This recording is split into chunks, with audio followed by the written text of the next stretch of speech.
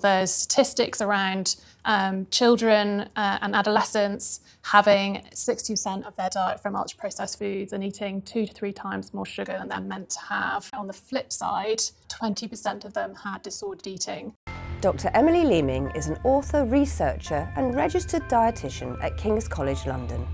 She specialises in gut health and how our microbiome impacts our mood, energy and cognition. It's a really interesting study that looked at giving children and teens with ADHD omega-3 supplements. They found that those who had low levels of omega-3 in their blood, so they were deficient, they saw improvements in their attention. I'm Lorraine Candy, best-selling parenting author and mum of 4 children, and I know the questions which keep parents up at night. In this series, I'm going to be taking the panic out of parenting by getting practical advice from experts on how to navigate the complex journey of raising teens. In this episode, we're talking about the teenage diet. In the last decade, the evidence has been slowly growing that ultra-processed food is harmful for us in ways we hadn't thought. We observed significant associations between emulsifier intake and increased risk of cancer. Long-term consumption of other fats, like trans and saturated fats, may compromise brain health. So how worried should we be about our teens devouring sugar and junk food?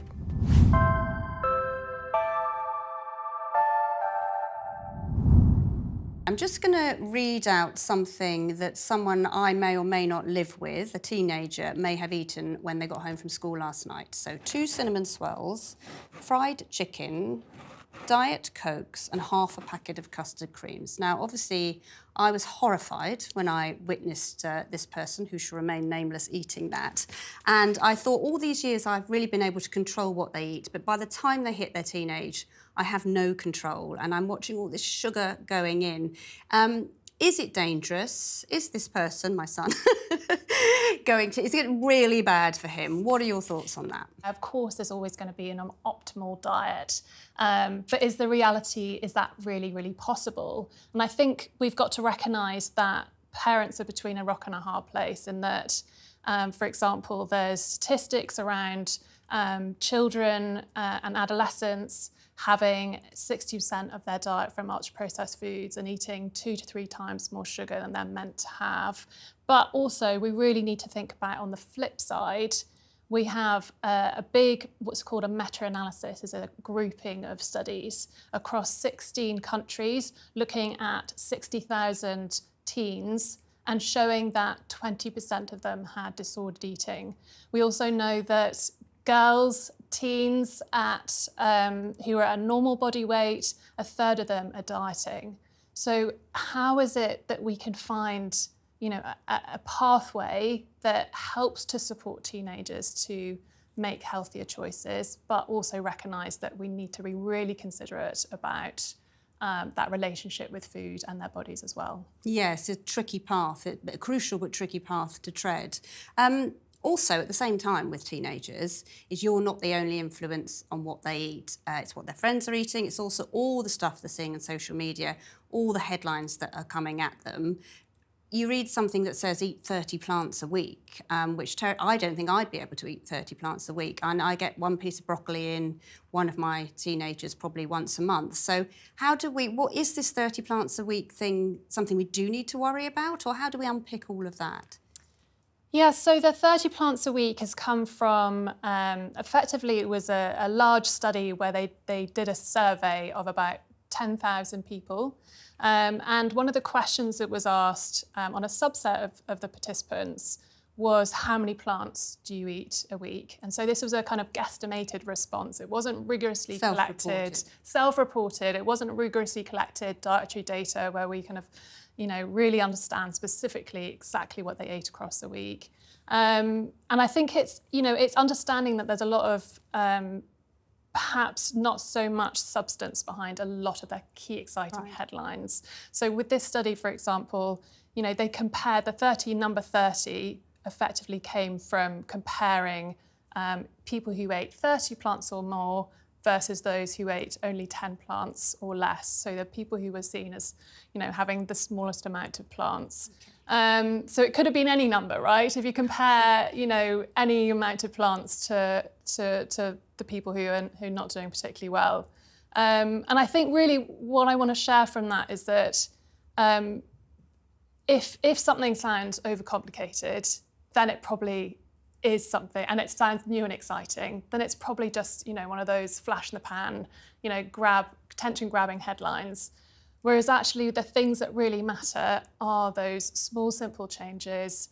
Can we encourage them to have, maybe some carrots or some cucumbers as a snack, adding in that extra vegetable, piece of fruit, and helping that to happen consistently over time is really where the impact comes from, and not getting stuck in the weeds of, I need to count 30 different plants and I ate tomato today when I had it yesterday and therefore I can't, So I don't need to let that keep me awake at night with regard to myself or my teenagers. The other thing that I read a lot about and I hear a lot about from, particularly from my teen daughters, is glucose and their energy spikes. They love to talk about the spikes of energy.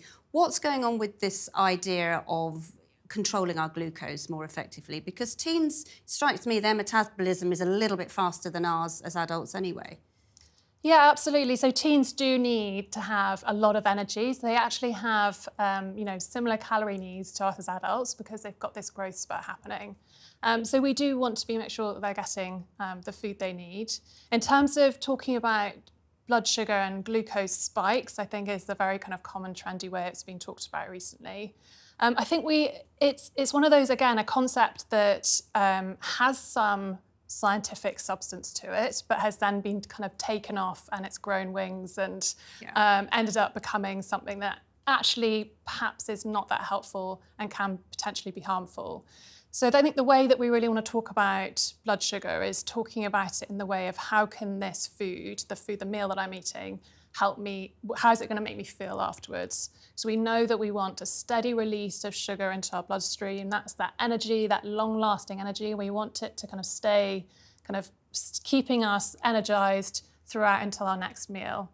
If we're getting a quick kind of peak of blood sugar and then going back down, that's not going to make us feel particularly, we're going to be wanting something. We're going to have a bit of a crash. Hungry and tired. So I think if we can talk about it in the sense that how's this food going to help you feel, the problem is that has now, talking about spikes, for example, spikes sound scary, right? Yeah. It sounds like it's, going to really be harming your health. For people who are generally well and healthy, it's not something that they need to worry about. And I think particularly for teens, it's something that there's a lot more nuance there. And really the problem is if you are diabetic and it's that you're seeing those blood sugar levels rise and stay elevated, that's where there's potentially a problem. They're going out of the normal healthy range and they're staying elevated. Whereas actually your blood sugar levels coming up and going down is a perfectly normal, healthy response and not something that parents or teens should be worrying about. Right, so it's the language around it we have to be mindful of. So with ultra-processed food, which is all over the headlines at the moment, and I see so much of it coming in and out of the house with the big groups of teens that we have around, they've been demonised, those foods, for sure, and quite rightly in many cases. But is it all ultra-processed food? How do we pick our way through that? And what's the language we use around our teenagers when we see them eating UPF? Yeah, I mean, this has been a very attention-grabbing headline this year, hasn't it?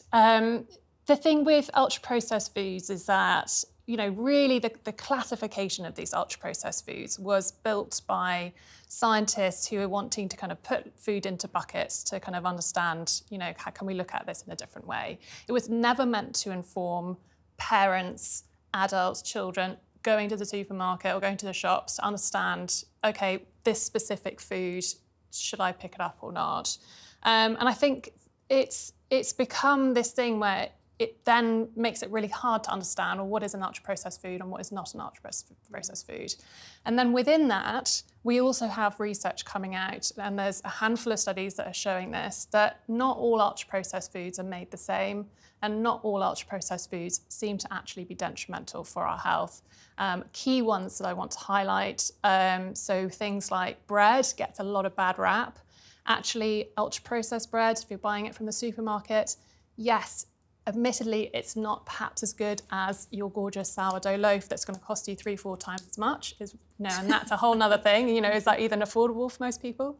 But bread and cereal products were shown to actually have a protective association for your health.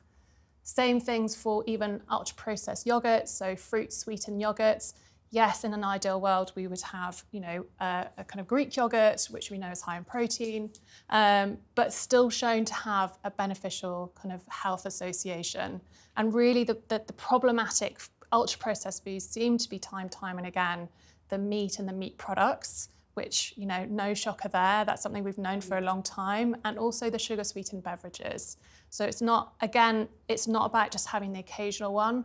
You can absolutely have an occasional can of Diet Coke and be having, it depends what the rest of, no one's going to die. Let's all relax. But you're having a lot of it consistently, that then being associated with potential problems. Can I just ask about time of eating as well? I think any parent of a teenager will know that one of their favourite times to eat is around sort of midnight to 4 a.m. and older teenagers, and I'll come down in the morning and there'll be food everywhere. They haven't cleared up.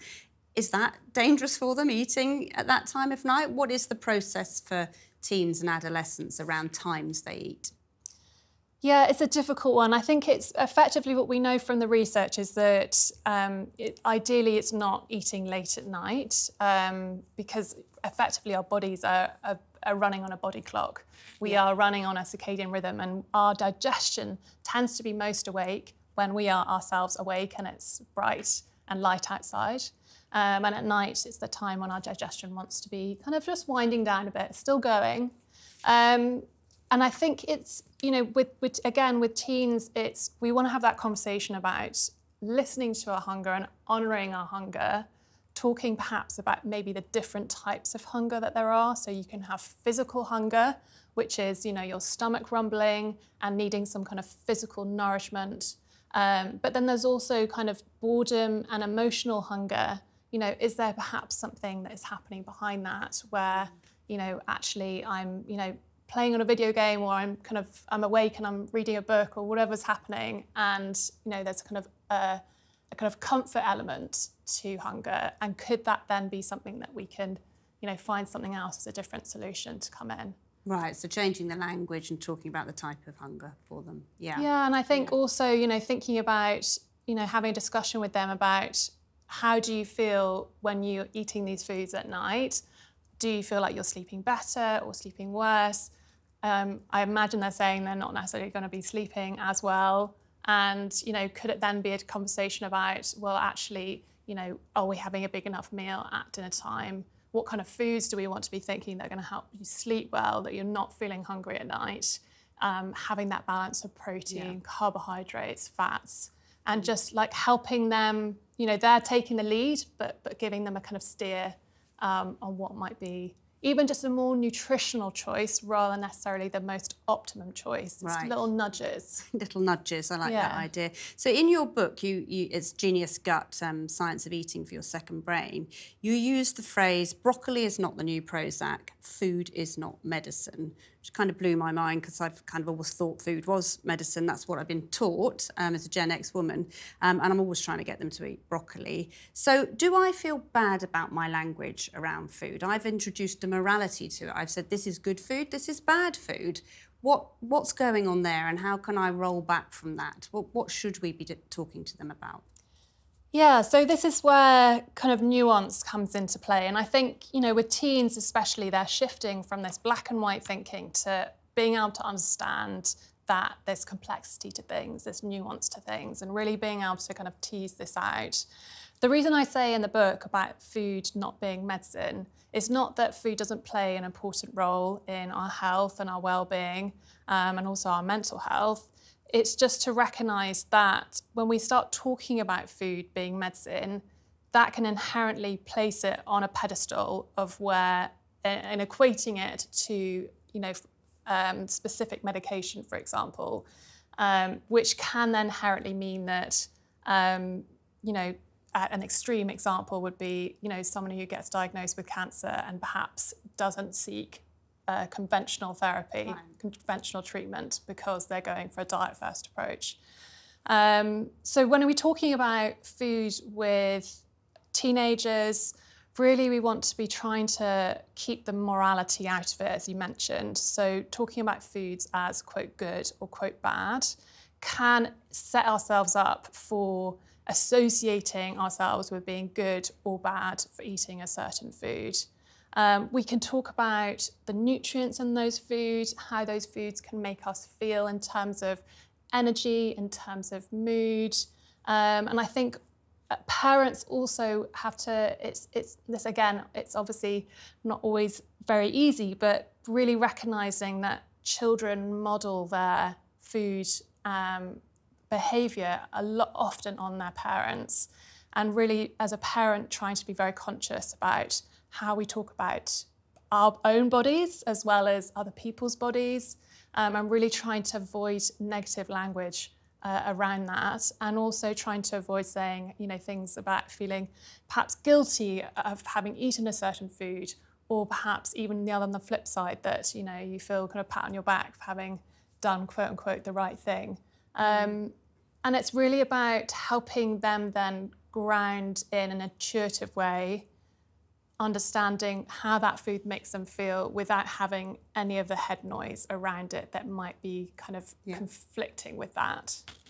And sometimes in the teenage years, there are various mental health issues that some teenagers might be more vulnerable, more susceptible to, and their behaviour controlling that or dealing with those emotions can often drift into how they eat. So I talk to a lot of parents who begin to see disordered eating, and often it comes in groups, actually, in patterns among groups. What are we looking out for with things like disordered eating? Because obviously our biggest fear is that we might flicker an eating disorder switch somehow with something we say or do as parents. Tell me a little bit about disordered eating and the signs and how we cope with it.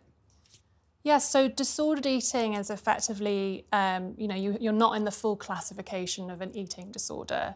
So that could be anything from kind of little signs about starting to skip meals, or I'm perhaps I'm going vegan. Going vegetarian or vegan can be a sign that that's a restrictive way of eating that then can potentially lead to an eating disorder. We know that teens that are dieting, that is also a risk factor for an eating disorder as well. So it's restricting any kind of foods, cutting specific foods out, perhaps even compensating with exercise. And I think also just really trying to keep that open dialogue with your teenager. I know when I saw teens in my clinic, that they're experiencing stuff that we never experienced when we were teenagers. They've got social media. There's, I think, peer pressure just seems to have kind of doubled, tripled. Body image pressures. And, I think disordered eating has become such a norm amongst their kind of peers that it's like, how can we make sure that we're having this conversation so that when something perhaps does happen, they feel comfortable enough to come and talk, or have a safe person who can maybe bring that up and have a discussion with them, saying, hey, how are you doing? One of the things that I've always been told by experts around parenting is that if you have one ritual, it's the family meal. Yeah. Always try and get at least one meal a week together. But often I'll be accommodating several different requests because I'm so worried that my teenager won't be eating anything healthy anywhere else. Talk to me a bit about the importance of nutrition at the family meal and the emotional aspect of that. And also then tell me what is a good thing to give them as teenagers. So yeah, as you say, it's one of those difficult things to navigate. And I think, that family time is so important. And we see this across other cultures as well. For example, the Mediterranean dietary culture is so much about sitting down with family and sharing a meal. And we've really got to recognise that aspect of food, if you take even the nutrition out of it, is incredibly enriching. It's a very supportive, healthy atmosphere to be in. So as much as trying to make that happen, although it can be incredibly difficult trying to balance different people's needs, it can be really, it is really important to be doing that. Something that, for kind of navigating meal times is, and I think can really help set them up for the future, is really trying to get your kids and your teens, I know this sounds, very obvious, but involved in making that food and that meal. I think things that you can make that help to bring in all those different bits that people like without it feeling like you're making 10,000 different meals, are thinking about things like, components that has bits of different everything. So, for example, fish finger tacos. That's a really great way to have, here's a food that you really like, that you feel comfortable with as a teenager, perhaps. How can we bring in the different elements of that make that a meal that's suitable for everybody and everyone's happy to have, okay, maybe I'll have some avocado with that, I'll put a bit of coleslaw, I'll have some kind of tomatoes. And it means that somebody can pick that from everything. There's also kind of trying to think about, are there foods that they particularly like? You talked about was it your son earlier with, like his fried chicken. Fried chicken, it's they all like fried chicken. Can we really think about, yes, if that's the only thing he's wanting to have, can we be adding in foods that go with that and talking with the teen to find what is the food that's going to help them to feel great. It's like, how are you going to feel after you have this fried chicken? If you added something else in, what would it be? And how do you think you'll then feel afterwards? And can we give that a try? And so very much my method of how we approach this is, can we add foods in to complement whatever is going on already, rather than getting really wound up and stressed about the foods we think they quote unquote shouldn't be having. And that can be, I think, just an easier approach, and it feels more positive as well. And not getting wound up is key, isn't it? Because there's a lot of emotions around food. Have you experienced talking to families where you've seen that perhaps the issue is more with the parents than the teenager? Yeah, I think everybody brings their own emotional baggage with them when it comes to food. And I think this is where we've really got to recognise that, I think quite often when we talk about food, we talk about it like as if we're all robots. I must eat X and therefore I'll do Y. Whereas actually we're complex human beings and we have thoughts and beliefs around food and our body and things that we should be doing. And it can be really hard and quite triggering to perhaps see kind of patterns in our children that even maybe seem similar to what we've experienced, and just trying to really take a breath and step back and think, is this my own stuff? And how can I think about this in a way that I can support my kid without bringing that stuff and putting it on their plate and it being a kind of self-fulfilling prophecy.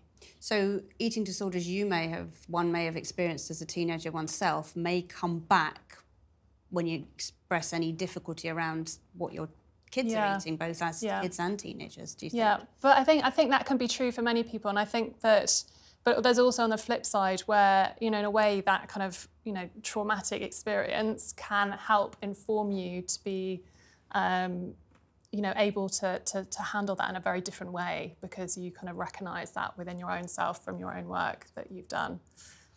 So yes. Yeah. And are there practical things you can do in terms of snacks? Because if you just don't buy it, that doesn't seem to stop it coming into the house. Do I leave healthy snacks lying around? Is that the kind of thing that I should be thinking about? So I think, we talk about the kind of add-in approach, and I think there's also having your regular go-tos. So when I talk about the add-in approach, it's like, what is their favourite snack already? Can we add in some fruit or nuts or something with that? So, for example, you could have little bags of kind of mixed nuts that are easy to grab. Make sure you have things that are those go-to snacks that are regularly available.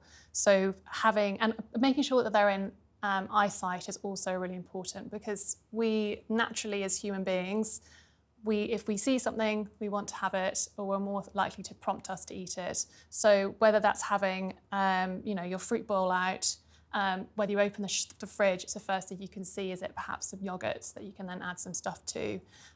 Pre-chopping some, carrots and cucumber sticks to have, with some, you buy the ready-made hummus pots or kind of dips, put them out on the table when the kids come back from school, whether it's before a meal starting. We know that, we see this from adults, but I think it's definitely relevant for children, that if you have a kind of veggie snack before a meal, you have 20% more vegetables than you do if you're just having it in the meal alone. What are the nutritional risks that they are facing?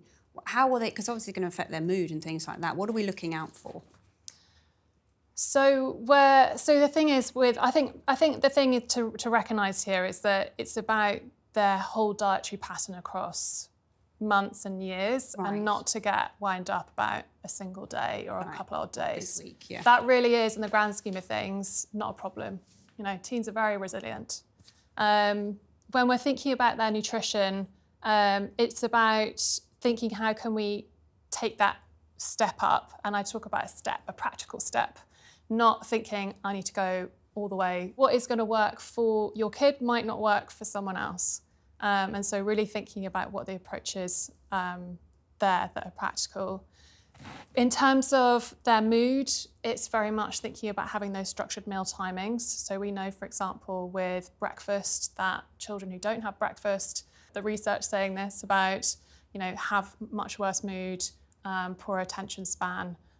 Somehow I'm always fascinated how we think that changes as an adult, that we suddenly don't need breakfast. But this is all humans, not just it's teenagers. All humans, not just teenagers.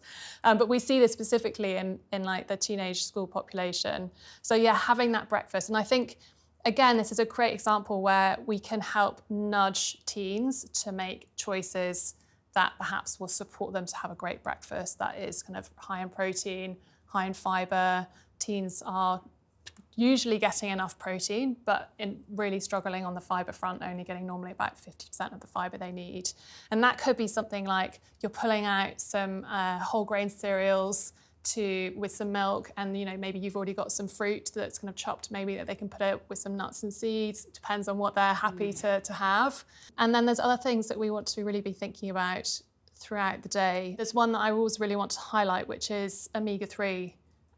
So in the UK, we have some of the lowest levels of omega-3 being fish oil, effectively. But it's also found in some plant foods, but just in a form that's difficult for our body to convert into the type that our brain needs. So omega-3 is really important for the brain. It helps to kind of coat, it acts as the kind of membrane for our brain cells. Right. And so if you think this is a key period of time for our teenagers with their brain development, trying to get some fish in. If they're not interested in fish, can we maybe focus them on some plant sources like walnuts? And perhaps if we think they're really struggling, getting some omega-3 supplements as well that are appropriate for children. We marketed quite a lot of stuff for teenagers and adolescents. Should we be giving them supplements? So what's really interesting with supplements is that it really depends if you're potentially deficient in that nutrient or not. And I think really that's the gap where that becomes very confusing when it talks about whether we should be taking multivitamins or not. If your teen is really struggling with their diet, I do think there is a place for a kind of multivitamin and maybe perhaps an omega-3 if they're not getting it from elsewhere. Ideally, it is food first, but of course we know the practicalities of that. It's not always possible. I think there's a really interesting study that looked at giving children and teens with ADHD omega-3 supplements, and they found that those who had low levels of omega-3 in their blood, so they were deficient, they saw improvements in their attention. But on the flip side, those who didn't have low levels of omega-3 actually saw some worsening with increased impulsivity, some of their symptoms.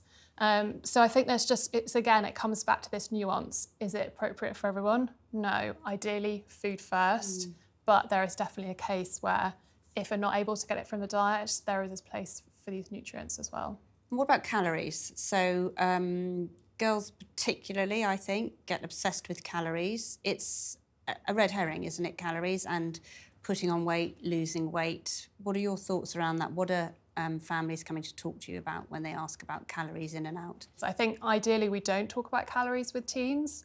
Ban that word. We kind of ban that word because I think inherently with that becomes a lot of complications around talking about dieting and body image, and I think it can potentially become dangerous.